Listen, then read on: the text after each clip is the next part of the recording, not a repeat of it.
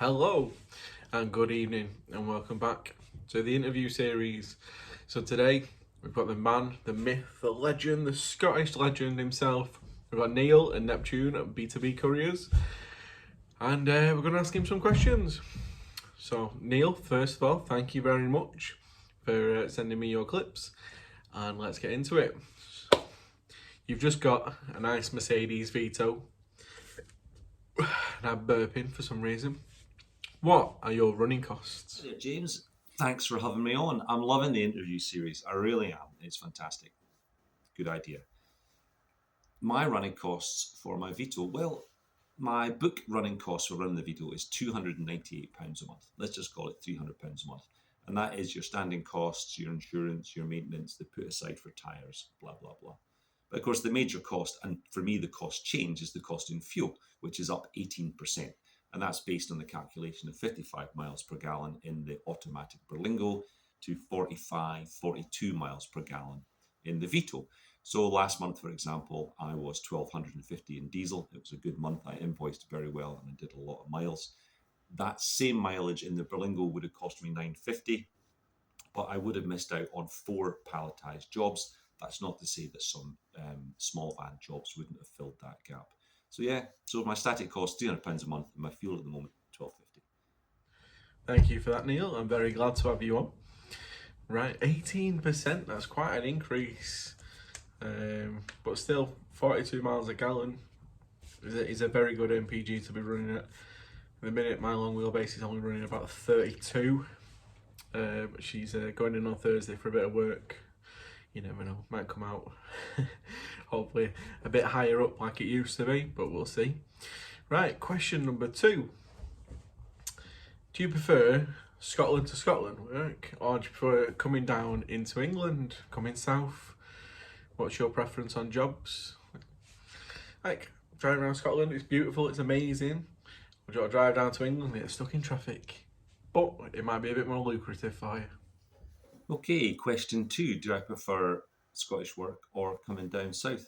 Well, the short answer is my preference, because it makes business sense, is to come down south in that respect. But in terms of driving, yeah, I love driving in Scotland. There's so much less traffic. It's so much easier to get about. And when there is a traffic jam, it doesn't tend to last 2 or 3 hours. It lasts 10 or 15 minutes. And normally you're on your way. Business wise, though, I mean, for me to make things work, yeah, I need to get 1 or 2 runs a week down into England, even if it's just to Manchester, potentially Carlisle, and then back up the road. And that gives me about 30% higher return on just working in Scotland. And it's a business after all. So the higher return is what I want. Yeah, so as I thought, it's more lucrative to come down into England, or like you said, Carlisle, and do them distance runs rather than just staying in Scotland. The scenery in Scotland is beautiful, but you can't stay up there all the time if you want to make some decent money. 30% extra profit coming down to England, you can't complain. Right, you have recently become a transport manager. Does transport managing take up any of your time, and is it a profitable second option? Yeah, transport manager, that is an interesting one, because even if I didn't work as a transport manager, the personal interest from studying and passing that exam, which was a toughie and a lot of time, was great. And it was fantastic for me. It's allowed me to understand a lot more about the industry. I've come out with transport, really, although I was an HGV driver for a brief time in my younger life. So this has allowed me to, for me anyway, the way my brain works, it allows me to understand it more. Does it take time out of my day? Yeah, it does. I mean, at the moment, I have one client and he pays me monthly for a set of administration work and to give him advice. And that is about 2 hours a week, which I normally do on a Friday, and sometimes a Saturday or a Sunday if maybe I've had a long week. So yeah, and is it profitable? It's not really making me a lot of money at the moment, but it's new and it will develop over time. Once I've put some effort into marketing myself, found some more clients, yeah, potentially it could evolve into something, yeah, quite good. Yeah, I've heard quite a lot about the transport manager course being quite difficult and hard to pass. It's got a very low pass rate, if I'm correct. I am thinking about doing it myself. Hopefully, I pass. But maybe in the new year, I might take you through that journey with me as well on YouTube, but we'll see. So, yeah, it might not be profitable now for you, Neil, but I'm sure if you get some big customers with a lot of wagons behind them or a lot of vehicles that need a transport manager, then it's going to be a very profitable venture for you. And it doesn't take up too much of your time, as you said, just a couple of hours here and there. Right, what made you start a YouTube channel? Why did I start my YouTube channel? I mean, I suppose in part of it was I was sitting there in the van between jobs because I wasn't really sure about bidding, what jobs to bid on. And I used to have quite a lot of time between jobs. And I was sitting there after about a month, I think, and I thought, why don't I just document this? Even if I'm just doing it for my friends and family to keep track of what Neil's doing, because it's a complete departure from my previous life. So I did that initially, more for me than anyone else. And then it kind of developed arms and legs. And then I had a couple of subscribers. Then I had 100 subscribers. And I think when I was at 250 subscribers, I felt I could do shout outs for other YouTube guys. And I regret that now because I shouted out the Saintsman and he's just been like that. And I'm like this. But that's not the point. So I started really for a personal documentation. And then as it went along, what I found is working in this industry, you don't really get a lot of feedback. Occasionally you get feedback from a shipper that says, yeah, I'd use this guy again.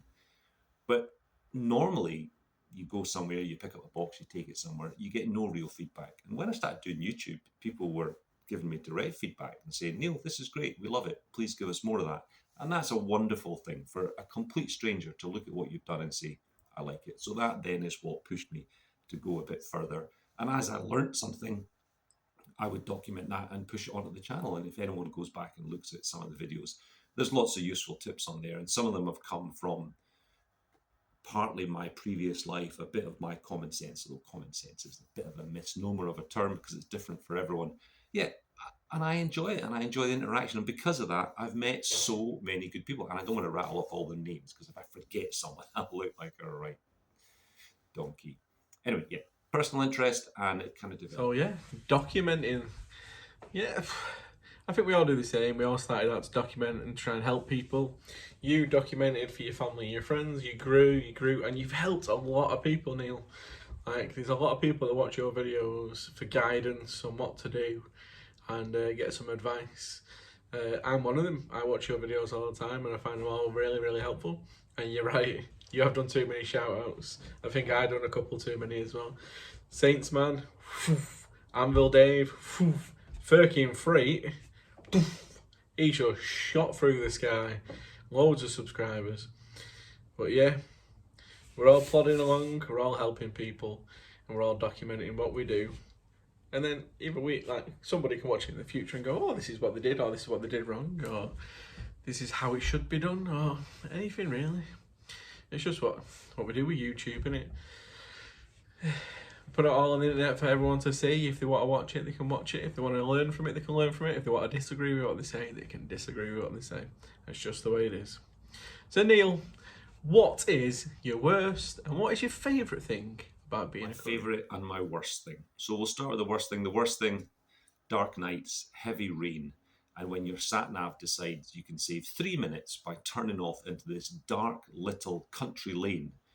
And of course, you're concentrating on driving and it says turn left and you're getting close, you don't know where you are. So yeah, driving in the rain at night. But what do I love about it? I love the fact that I am in charge of me. If I make a mistake, it's on me. When things go well, it's on me. If I want to take a Thursday off, I take a Thursday off. So this freedom of not having to work for someone, not having to turn up at 8 o'clock, not having to not necessarily do what I'm told, I'm fine, I'm quite a compliant person, but just that bind of every day. And I forget sometimes when I speak to other drivers, they say, Neil, don't forget this. There's people would kill for this job. So we're in a position where we're able to set up our own business. We've all put a bunch of our own money on the table or we've borrowed money. And I love the fact that, me, Neil, a guy that worked offshore for all these years, doing what he was told, has the ability to go out, buy this, buy that, run this, interact with this person, and make a business and make not a lot of money, but enough money to pay my bills and look after my family. And I love that. I love it. Driving in the dark and driving in the rain, that's not one I've heard before, but that is a good point. especially when your sat nav is trying to take you down some dodgy country lanes. Like it's driving to this. I'm in a hotel right now, and driving here, there was some country lanes, and it was pitch black. And the sat nav's saying there's a turn in 300 yards, and you can't see it. You literally can't see it. It is a nightmare, especially when it's raining as well. It's even worse. Yeah, the freedom, Neil, the freedom of it all. I think if you're self-employed and you're working for yourself, you know what it's like. You know how free it is. Like, I had Monday off, well, yesterday off. I'm having Thursday off because the van's going in. I get to spend time with my kids, with my wife, with my family. Just that's what I want. Like, I work hard, I work as much as I can to earn as much money, to put the food on the table and to look after us, just like you do, Neil, just like everyone does. And then when I want a day off, I can have a day off. I don't have to phone in and say I'm not coming in. I don't have to phone anyone. If I've got a job, I can sub it out to somebody else and I can have a day off. It is brilliant. Right, next question. Why choose the Courier Life? Why did I choose Courier Life? Well, I think Courier Life chose me. So when I left my previous employment and I came back to what I was going to call it a normal job, and I promised my wife that I was going to quit this offshore life when I was in 50, and I'm 53 now. And as I came home, I said, what am I going to do? And we kind of quite quickly were sitting on the sofa over many, many hours, many, many evenings, and ruled out working for someone. We live in an area that doesn't have a great amount of employment anyway, and I really just didn't fancy the idea of out of the frying pan into the fire. So then we started looking at, well, what can we do? We had a bit of redundancy money, not an awful lot, but a bit, and we could start some kind of business. And then we thought, well, what business can we start? And we looked at various things that we could do. You know, we did touch on the man in a van, but kind of dismissed that because it was just going to be me. And eventually we came across a couple of things on Google. And two of them were complete scams. But those scams led us to YouTube, which led us to Pete the Courier, which led us to Big Beardy. And then 6 months down the line, I found the Saintsman, but I'd already started by then. And so I kind of just, I'm not going to say fell into it, but when we looked at it and we started stacking up the money and the costs, and we saw that with the exception of the business outlay, the fact that you can have up to, say, 65% revenue for your outgoings. That's a fantastic business model. And if you were to look on Google and try and find other business models, startup business models start at much, much less than that. So yeah, it looked on paper to be a great thing. And right now, I am still very happy with how things are going. The Courier Life chose you. Yeah, that's a good way to think about it. Yeah, like you said, if you do your research, it is a very good business model. You can work hard. At the minute, with the price of fuel going up, with the price of everything your profits aren't as high, but you are right. Like, try and find a business model out there where you can earn as much as you can, being a driver, working for yourself, doing what you want. As long as your van's not got crazy finance on it or got like a dodgy lease on it where you can only do 10,000 miles a year, because you're never going to do that. Like, you can do this job as long as you got the financial backing to start up. Like Neil said, if you've got a bit of money in your pocket, like it's redundancy money, you can do this. It's a good business model, and you can move forward. Like, you can progress. It's good. And thank you for that, Neil. Right, final question, and it's the question everybody wants to know. So you've recently moved from a Citroen Berlingo to a Mercedes Vito. So you've gone from a small van to a small wheelbase. What are your profit increases like? Oh, this is such an easy one. No. I'll explain why. So, yeah, I mean, I'm seeing that I'm invoicing a much higher amount of money. Obviously, my costs are much higher.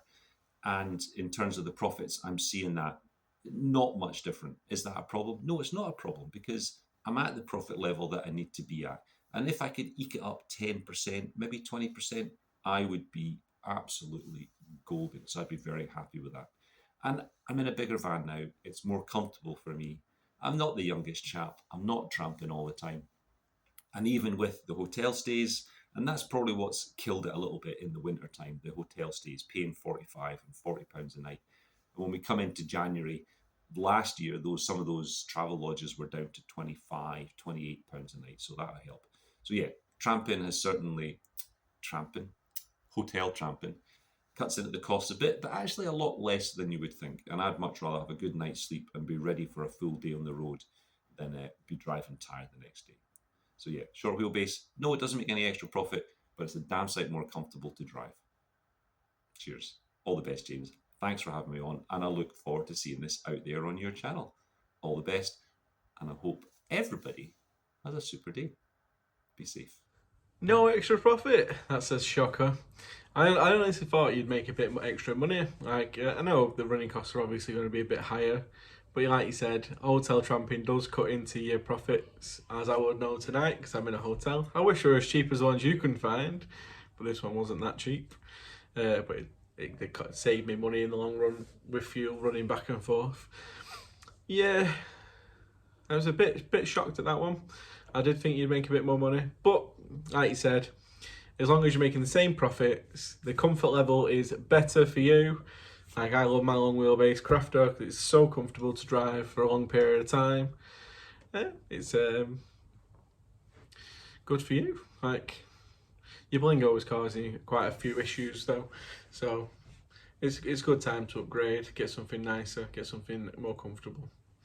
Right, that is the interview series over for this year. Yeah, I've only done a couple, but they do take a long time to film. So next year, I will be trying to do some in person. I do hope I can do it.